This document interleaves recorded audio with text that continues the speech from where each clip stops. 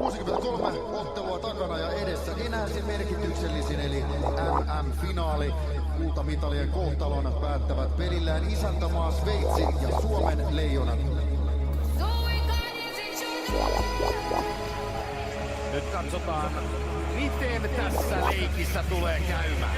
Helenius kiekkoon kiinni, Talvi Tyrkaus ottaa hänet pois ja tästä tulee Sveitsille jäähy.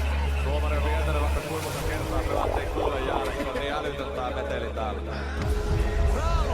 Lehtonen, laukaus tulee, sen oli pudottaa! Kiekko menee sisään! Kiekko menee sisään! Suomi ottaa 1-0! Suomi tekee ylivoimamaalin! Se on korkea maila. Näyttää korkealta. Se on korkea maila, se ei näin hyväksytä. Peli on 0-0. Kiekko maalin eteen! Siinä on Sveitsin paras maali vaikka toistaiseksi. Pyörä tulee liikelle, Laakeri syödään tulee! Kiekko itsellään!